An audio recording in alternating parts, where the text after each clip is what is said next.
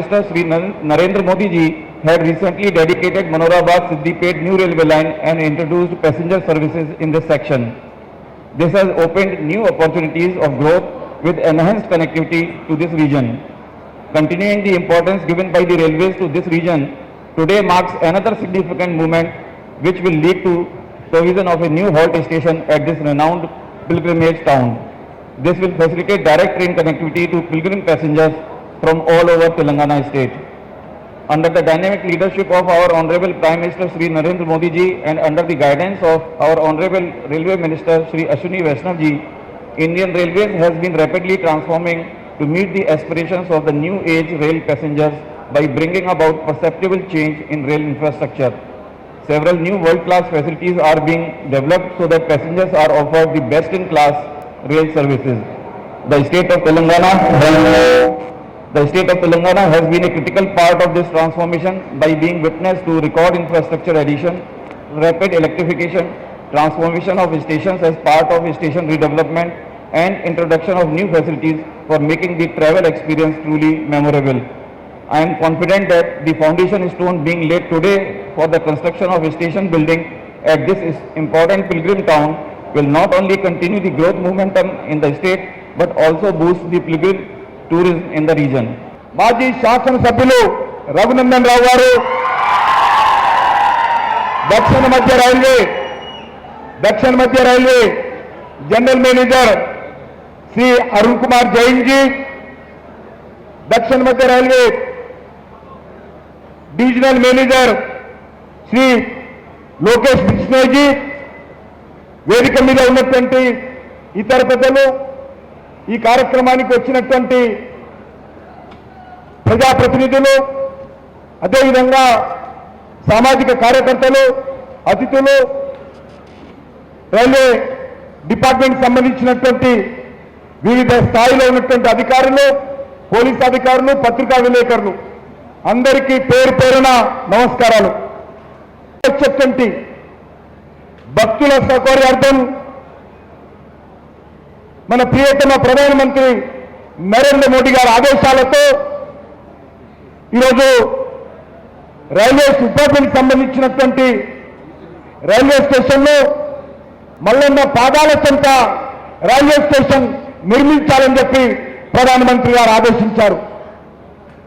ఈరోజు మనకందరికీ తెలుసు, ఇక్కడ అనేక రకాలుగా చాలా రోజుల నుంచి చర్చ జరుగుతున్నప్పటికీ ఈరోజు నరేంద్ర మోడీ గారి ఆదేశాలతో మన ఇంజనీర్లు టెక్నికల్ ఫీజిబిలిటీ సాంకేతిక సాధ్యాలను మరి ఈరోజు పరిశీలించిన తర్వాత నరేంద్ర మోడీ గారు ఇక్కడ రైల్వే స్టేషన్ నిర్మాణం చేయాలని ఆదేశించడం జరిగింది. రైల్వే శాఖ మంత్రి అశ్విని వైష్ణవ్ గారు కూడా దీనికి ఎంతో సహకరించి ఈ యొక్క రైల్వే స్టేషన్ నిర్మాణానికి వారు కూడా మద్దతు తెలియజేయడం జరిగింది. ఉంది చుట్టుపక్కల ఏటవాలుగా ఉంటుంది. ఈ రైల్వే స్టేషన్ కట్టడము సాంకేతికంగా టెక్నికల్గా ఫీజిబిలిటీ కాదని చెప్పి కూడా గతంలో నివేదిక రావడం జరిగింది. కానీ నరేంద్ర మోడీ గారు మరొకసారి, ఎందుకంటే మల్లన్న స్వామి దర్శనానికి కొమ్మరవెల్లికి ప్రతిరోజు వేలాది మంది వస్తారు, చాలా పేదవాళ్ళు కూడా వస్తారు. రైల్వే స్టేషన్ ఉంటే సేఫ్గా వాళ్ళు ఇక్కడికి రావచ్చు, దర్శనం చేసుకోవచ్చు, మన ప్రాంతాలకు రైల్వే స్టేషన్ల ద్వారా రైలు ద్వారా మళ్ళీ తిరిగి వెళ్ళొచ్చు. కొమ్మరవెల్లి మల్లన్న స్వామి యొక్క విశిష్టత, భక్తులకు సౌకర్యార్థం ఇక్కడ రైల్వే స్టేషన్ అవసరం విషయం వారికి చెప్పడం జరిగింది. వారు ఈ విషయంలో చెప్పాను, ఇక్కడ టెక్నికల్గా ఫీజిబిలిటీ లేదంటున్నారు అంటే మరి వారు ప్రత్యేకంగా అశ్విని వైష్ణవ్ గారిని పిలిపించి ప్రధానమంత్రి గారు ఖచ్చితంగా అక్కడ రైల్వే స్టేషన్ నిర్మాణానికి చర్యలు తీసుకోండి, టెక్నికల్గా ఏ రకంగా ఫీజిబిలిటీ ఉందో ఆ రకంగా ప్లాన్ చేయాలని చెప్పడం జరిగింది. आज मेरा सौभाग्य है बाबा महाकाल की नगरी से निकल करके मध्य प्रदेश की धरती से मल्लिकार्जुन भगवान के दरवाजे आया हूं। मैं आप सबका स्वागत करता हूं, वंदन करता हूं, अभिनंदन करता हूं। हमारी अपने भारत की विशेषता है और बदलते दौर में अब तो और ज्यादा आनंद का विषय हुआ है। हमारे मंच पर विराजमान जोरदार अभिनंदन करें किशन रेड्डी जी का, आपके अपने नेता भारत सरकार के मंत्री श्री जी किशन रेड्डी जी, अभिनंदन करें एक बार करतल ध्वनि से ताली बजा करके। इसी मंच पर विराजमान डॉक्टर लक्ष्मण जी, राज्यसभा सदस्य, माननीय वरिष्ठ नेता भाजपा, हमारे अपने पूर्व लोकसभा सांसद भूरा नरसैया गौड़ जी, आपका भी अभिनंदन है। रघुनंदन राव जी, जय श्री राम।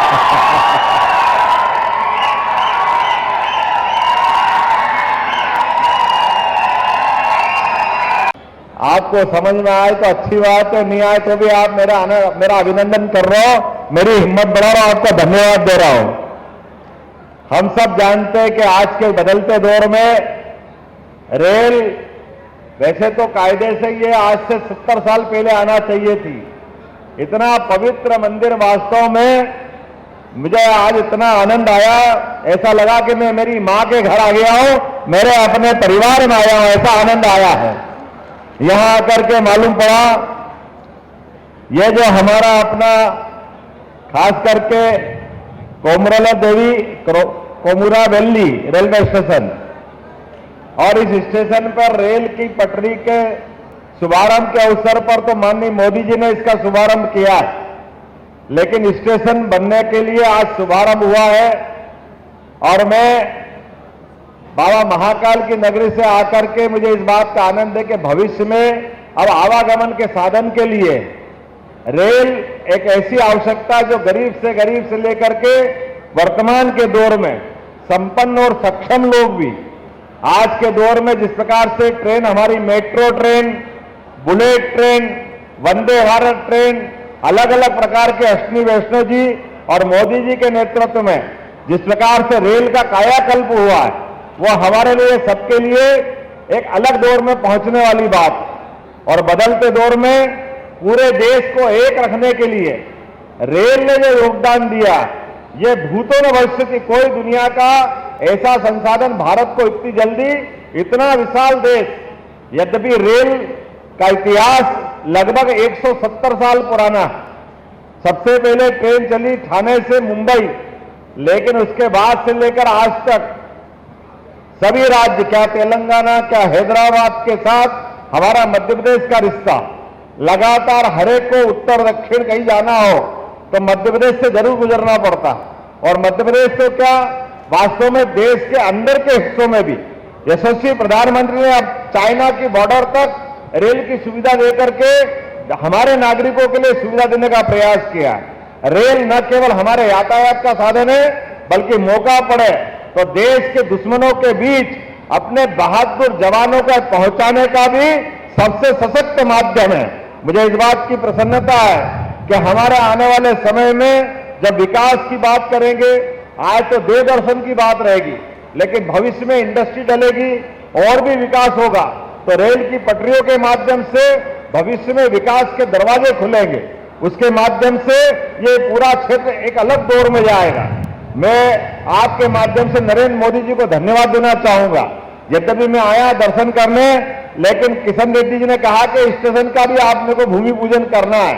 आने वाले समय में मैं उम्मीद करता हूं शीघ्र अतिशीघ्र यह स्टेशन भव्य बनेगा और बड़ी संख्या में यह यात्री आएंगे, जिसके माध्यम से न केवल ये सौगात मिलेगी, बल्कि बड़े पैमाने पर भविष्य के लिए रोजगार, धंधे, आप अपन सब कल्पना कर सकते हैं। आने 2 टेन्योर हुए माननीय नरेंद्र मोदी जी के। एक टेन्योर हुआ उनका 14 से लेकर 19 तक का। उसके पहले का समय हम याद करें कि मोदी जी के पहले बांग्लादेश, पाकिस्तान, श्रीलंका, ये सारे देश हमारे से आंख नहीं मिलाते थे। आज की स्थिति क्या हुई है, वो पाकिस्तान जो आंख दिखाता था, आतंकवादी हमले करता था, अब घर में घुस के मारने का हिम्मत अगर किसी में आई तो भारत में मोदी जी के नेतृत्व में आई है। कि हमारे अपने लोग, मैं यादव मित्रों के बीच में जानता हूं कि आपके बीच बात कर रहा हूं तो मुझे अलग जोश आता है इस बात का। हम सब जानते कि 5000 साल पहले कौरव पांडव के बीच भगवान कृष्ण ने जो धर्म युद्ध के लेकर के अपना दर्शन दिया था, वो गीता, पवित्र गीता हमको कर्म भी सिखाती है और जीवन जीने का, अपने सम्मान के साथ जीने का, भारतवर्ष की पताका भी फहराती है। भगवान कृष्ण के जीवन में जितने कष्ट आए, लेकिन प्रत्येक कष्ट में उनने सबसे लड़ना सीखा, डरना नहीं सीखा। हम सबको गर्व है हमारे अतीत के भगवान श्री कृष्ण पर भी। और अयोध्या के अंदर अभी अभी हमको मालूम है 22 जनवरी के दिन, एक बार बोला जय जय श्री राम, जय जय श्री राम।